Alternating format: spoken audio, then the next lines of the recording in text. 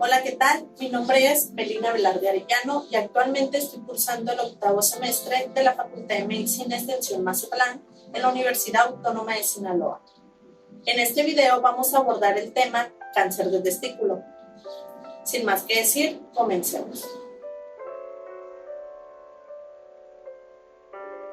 El testículo es un órgano par de morfología ovoidea en el cual sus funciones principales constan de la producción de los espermatozoides, la síntesis y secreción de las hormonas sexuales masculinas.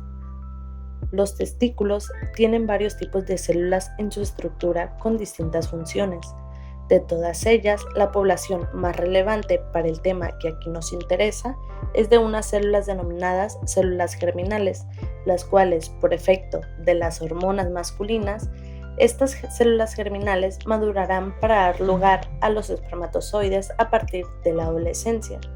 El 90% de los tumores malignos del testículo se van a generar a partir de estas células germinales. De aquí que al cáncer de testículo se le denomina también como tumor de células germinales o como sus siglas TSG, siendo términos en general equivalentes. Dentro de la epidemiología, el cáncer de testículo es una neoplasia poco frecuente, sin embargo, es el tumor más frecuente en hombres entre los 15 y los 40 años de edad. Sin embargo, tras este pico de incidencia, se convierte en una rareza y, en general, solo se supone el 1% del total de los tumores diagnosticados en varones. En los Estados Unidos, el tumor de células marginales representa el 2% de todas las neoplasias en los varones y el 5% de las neoplasias urológicas. En México, el registro histológico de neoplasias en el 2003 reportó 321 casos, lo que representó el 1% de las neoplasias malignas en el hombre.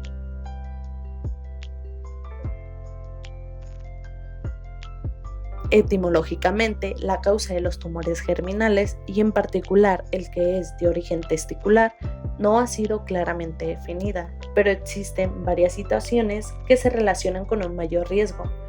Dentro de los factores de riesgo, el principal aquí va a ser la criptorquidia y el síndrome de Klinefelter, que representan menos del 10% de los casos, así como también los antecedentes familiares de tumores testiculares en familiares de primer grado, presencia de un tumor contralateral e infertilidad. De la mayoría de los tumores de testículo, el 95% corresponden a tumores de células germinales, mientras que otros son neoplasias no germinales, tales como tumores de células de Leydig, tumores de células de Sertoli o linfomas. Histopatológicamente se pueden dividir en dos grandes grupos principalmente, en tumores de células germinales seminoma, que representan hasta un 60% y se pueden dividir en clásico, espermatocítico y anaplásico, y también en los tumores de células germinales no seminoma, que representa un 30%. Y estos se pueden dividir en carcinoma embrionario, en saco de Yol, en teratoma, en coriocarcinoma y en tumores de células germinales mixto, en el cual este representa el 10%. Los principales grupos y subtipos de los tumores de células germinales se clasifican histológicamente según la Organización Mundial de la Salud.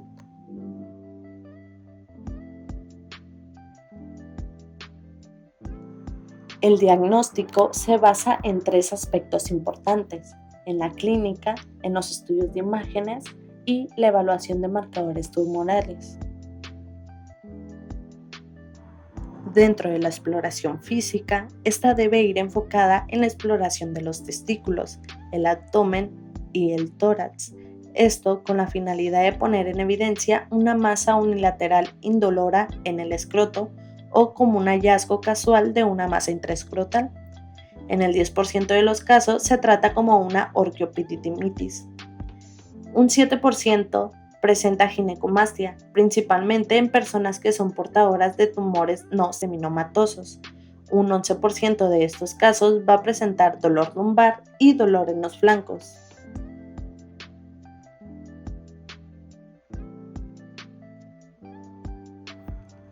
Pasando al diagnóstico por imagen, tenemos el ultrasonido, en el cual la sensibilidad de este estudio en el tumor de células germinales va a ser del 100%. El ultrasonido nos va a confirmar la presencia de una masa testicular y a la vez nos permite explorar el testículo de manera contralateral. Por otro lado, también tenemos la tomografía computarizada. Este estudio se va a utilizar para la estadificación de la enfermedad. En el caso de primario, de mediastino o de retroperitoneo, este estudio de imagen va a ser diagnóstica y etapificadora. Para este tipo de cáncer, los marcadores tumorales séricos son un componente fundamental en la evaluación del paciente. Los factores pronósticos utilizados en esta neoplasia con objetivos de diagnóstico y estadificación son la alfa-fetoproteína, la gonadotropina coriónica humana y el lactato deshidrogenasa, los cuales deben ser determinados previos al tratamiento y también después del tratamiento como parte de un monitoreo, principalmente en los tumores no seminomatosos en los 3 estadios clínicos. La estadificación de cáncer de testículo se basa en la clasificación TNM, que de manera general y sin entrar en detalles, tenemos que en el estadio 1 podemos incluir a aquellos pacientes que tienen una lesión reducida al testículo. En el estadio 2, la invasión va más allá de comprometer al testículo, también compromete los ganglios linfáticos retroperitoneales, mientras que en el estadio 3 supone una diseminación más allá de los ganglios retroperitoneales, en el cual ya existe una metástasis.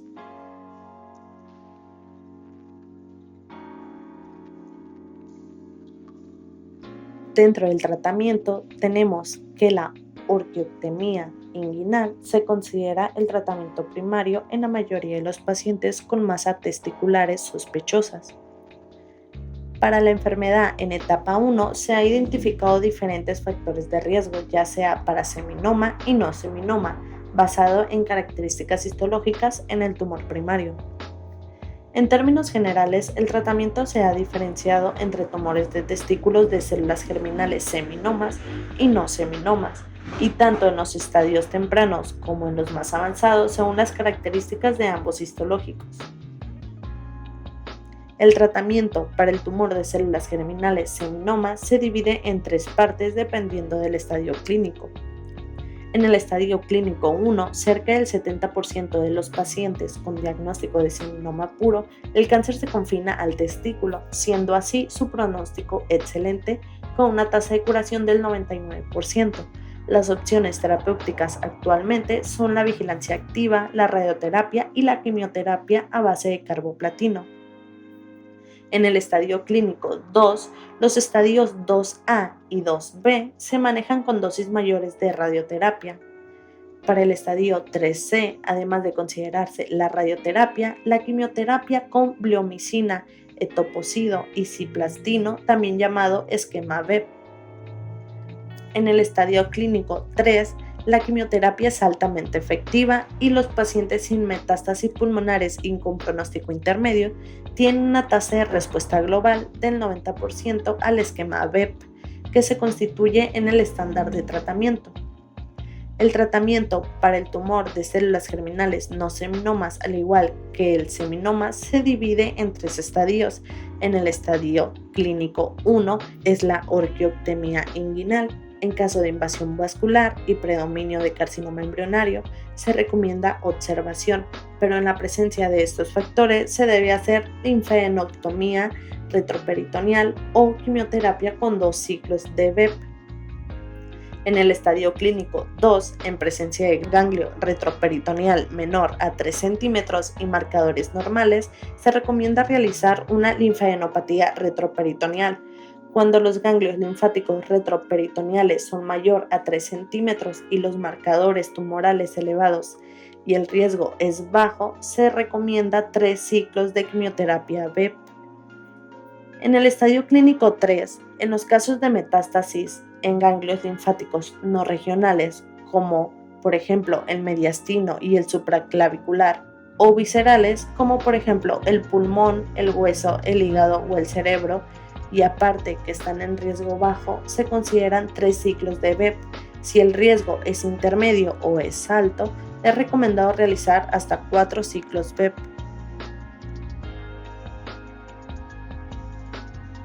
En la actualidad, se dispone de nuevos fármacos como los taxanos o bien intensifican las dosis de fármacos conocidos como la quimioterapia a dosis altas con rescate hematológico autólogo, que ha sido un éxito en pacientes con tumores germinales refractarios.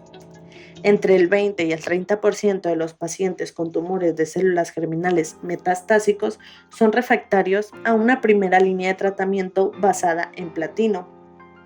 Una proporción de pacientes con tumores de células germinales con respuesta desfavorable, recurrencia o refractarios a primera línea puede ser curada con un tratamiento de segunda línea con quimioterapia a dosis convencionales.